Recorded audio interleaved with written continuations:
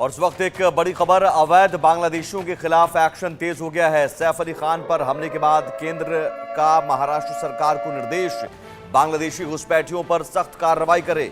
गृह मंत्रालय ने महाराष्ट्र के गृह विभाग को पत्र लिखा है और सीधे सीधे निर्देश दिया है कि महाराष्ट्र में अवैध बांग्लादेशियों के खिलाफ अभियान को तेज किया जाए। अभिनेता सैफ अली खान पर हमला हुआ। अभिनेता सैफ अली खान के घर में घुसकर जब चोरी के इरादे से उन पर हमला किया गया, चाकुओं से वार किया गया था, और जो आरोपी गिरफ्तार किया गया उस आरोपी के बारे में बताया जा रहा है कि बांग्लादेश का कनेक्शन है, बांग्लादेश से यहां पर अवैध रूप से रह रहा था। इस घटना के बाद केंद्र ने महाराष्ट्र सरकार को निर्देश दिया है कि अवैध बांग्लादेशियों की पहचान की जाए और उनके खिलाफ कार्रवाई की जाए, क्योंकि वहां से यहां पर अवैध रूप से रहने वाले जो भी बांग्लादेशी हैं अपराध में, इसी तरह की चोरी छिनैती जैसे अपराध में लिप्त हैं और ये देखा गया है इनका क्रिमिनल रिकॉर्ड रहा है। तो इस लिहाज से अब महाराष्ट्र में अवैध बांग्लादेशियों के खिलाफ, घुसपैठियों के खिलाफ अब कार्रवाई शुरू होगी। दिल्ली में पहले ही अभियान शुरू किया जा चुका है, नोएडा में भी अभियान शुरू किया गया। ऑपरेशन पहचान के तहत तमाम जो झुग्गी झोपड़ी में अगर कोई अवैध रूप से घुसपैठिया रह रहा है, बांग्लादेशी रह रहा है, तो उसके खिलाफ कार्रवाई की जा रही है। कई बांग्लादेशियों को डिपोर्ट भी किया जा रहा है। तो अब केंद्र ने भी गंभीरता से इस पर कार्रवाई करने के लिए कहा है, महाराष्ट्र सरकार को निर्देश दिया है कि अवैध बांग्लादेशियों के खिलाफ एक्शन तेज किया जाए। जो भी महाराष्ट्र में अवैध रूप से घुसपैठिया रह रहे हैं, बांग्लादेशी रह रहे हैं, उनके खिलाफ कार्रवाई की जाए, क्योंकि सैफ अली खान, अभिनेता सैफ अली खान के घर में घुसकर चोरी के इरादे से, जो पुलिस का दावा है कि चोरी के इरादे से घुसा हुआ था और उसने चाकू से वार किया। जब अभिनेता सैफ अली खान बचाव करने आए अपने परिवार का, तो 6 बार चाकू से वार किया था। सैफ अली खान अब डिस्चार्ज होकर घर पहुंच चुके हैं, लेकिन इस घटना ने बड़ा सवाल खड़ा कर दिया कि आखिर मुंबई जैसे शहर में और कितने ऐसे बांग्लादेशी रह रहे हैं, कितने ऐसे अवैध घुसपैठिया रह रहे हैं जो क्रिमिनल माइंडेड हैं, जो क्रिमिनल एक्टिविटीज़ में इन्वॉल्व हैं, आपराधिक वारदातों को अंजाम दे रहे हैं। और ये लॉ एंड ऑर्डर के लिए बड़ा मसला है, जो बिना दस्तावेज के, क्योंकि जब आरोपी को गिरफ्तार किया गया और आरोपी से दस्तावेज की मांग की गई, तो उसके पास कोई भी भारतीय दस्तावेज नहीं था, पुख्ता दस्तावेज नहीं था, और उसका बांग्लादेश कनेक्शन सामने आया। तो बांग्लादेश जहां से अवैध घुसपैठिया मुंबई, दिल्ली जैसे शहरों में अवैध रूप से रह रहे हैं, और साफ सवाल ये भी है कि इन लोगों की मदद करने वाला कौन होता है, कौन लोग होते हैं जो बांग्लादेश की सीमा से घुसपैठ करवाकर यहाँ दिल्ली मुंबई तक इन्हें पहुँचा देते हैं और दिल्ली मुंबई तक ये पहुँच जाते हैं।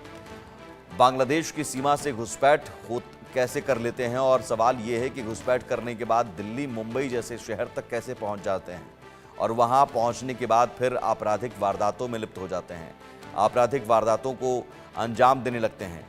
दिल्ली में इससे पहले एलजी के निर्देश पर कार्रवाई शुरू की गई। दिल्ली पुलिस ने अलग अलग जगहों पर जाकर ऑपरेशन पहचान के तहत तमाम जो दस्तावेज हैं वो सत्यापित करना शुरू किया।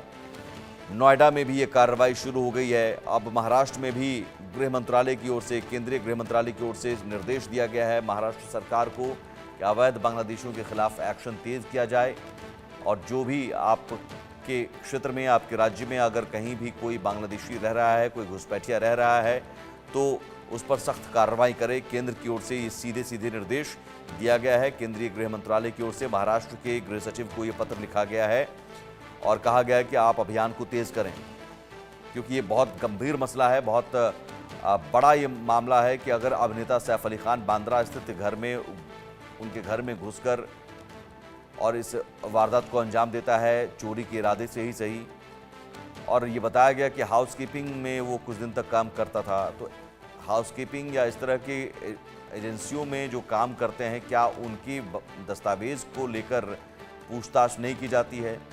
क्या उन एजेंसियों को डिटेल नहीं दिया जाता है, या फिर वो डिटेल नहीं मांगते, बिना दस्तावेज सत्यापित किए हुए ऐसे लोगों को रख लेते हैं? ये भी एक बड़ा सवाल है कि कैसे हाउसकीपिंग या फिर जो भी डोर टू डोर सर्विसेज होती हैं, या फिर हाउसकीपिंग का या सर्वेंट का जॉब होता है, अगर बिना दस्तावेज सत्यापित किए हुए ऐसे लोगों को रखा जाता है तो ये अपने आप में और बड़ा सवाल कि कैसे ऐसी एजेंसियां बिना दस्तावेज सत्यापित किए ऐसे लोगों को रख रहे हैं, जो कि सुरक्षा के लिए बड़ा खतरा है, देश की सुरक्षा के लिए बड़ा खतरा है। और यहाँ अब महाराष्ट्र सरकार को सीधे सीधे कहा गया है कि आप अवैध बांग्लादेशियों के खिलाफ अभियान को तेज करें। केंद्र ने महाराष्ट्र सरकार को निर्देश दिया है। डैरल हमारे साथ जुड़ गए हैं। डैरल, ये जरूर है कि इस घटना ने एक बार फिर से चिंता बढ़ा दी है, लेकिन सवाल ये है कि मुंबई जैसे शहर में ऐसे अवैध घुसपैठिया कितनी संख्या में हो सकते हैं, कहां कहां हो सकते हैं और कैसे यहां तक पहुंच जाते हैं, कौन इनकी मदद करता है? और देखिए, जो घुसपैठिया बांग्लादेशी घुसपैठिया जो है मुंबई में अवैध रूप से रह रहे हैं, अभी उनके ऊपर कार्रवाई की जा रही है। महाराष्ट्र एटीएस हो, मुंबई पुलिस की टीम हो, सभी टीम जो है वो इनके पीछे लगी है। कल नायगांव में भी जो है अवैध रूप से रहने वाले बांग्लादेशी घुसपैठे उन पर कार्रवाई की गई और करीब 8 से 10 लोगों को गिरफ्तार किया गया है। सिर्फ मुंबई नहीं तो मुंबई के आजू बाजू के परिसर में देखा जाए तो ठाणे, नवी मुंबई और महाराष्ट्र के अन्य जो जिले लातूर हो गए, जळगांव हो गए, ऐसे अन्य जिलों में पूरे महाराष्ट्र और मुंबई में जो है अभी पुलिस जो है वो एक्शन मोड पर आ गई है और अवैध रूप से रहने वाले बांग्लादेशियों पर कार्रवाई की जा रही है। खास करके जब सैफ अली खान के ऊपर जो हमला हुआ, उसमें जब जो आरोपी जो बांग्लादेशी लिंक सामने आया, उसके बाद से अभी सभी जो एजेंसी जो एक्शन मोड पे आ गई है। और अब कुछ दिन पहले महाराष्ट्र के मुख्यमंत्री देवेंद्र फडणवीस ने भी कहा था कि जो अवैध रूप से बांग्लादेशी महाराष्ट्र और मुंबई में रह रहे हैं उनके ऊपर कार्रवाई की जाएगी। और देखा जाए तो अभी से ही पूरी जो टीम जो है फोर्स है, फिर वो एटीएस हो, मुंबई पुलिस हो, सभी टीम जो है एक्शन मोड में आ गई है। डैरल, सबसे बड़ी चुनौती खासतौर पर सैफ अली खान पर हमले को लेकर ही हम देखें तो आरोपी के बारे में कहा गया कि हाउसकीपिंग या फिर किसी एजेंसी से जुड़ा हुआ था, वहां पर काम करता था। सवाल है कि इस तरह की एजेंसियां ऐसे लोगों को, ऐसे अवैध घुसपैठियों को क्या बिना दस्तावेज सत्यापित करके रख रहे हैं? ये भी एक बड़ी चुनौती है। इन लोगों की मदद तो कहीं ना कहीं की जा रही है।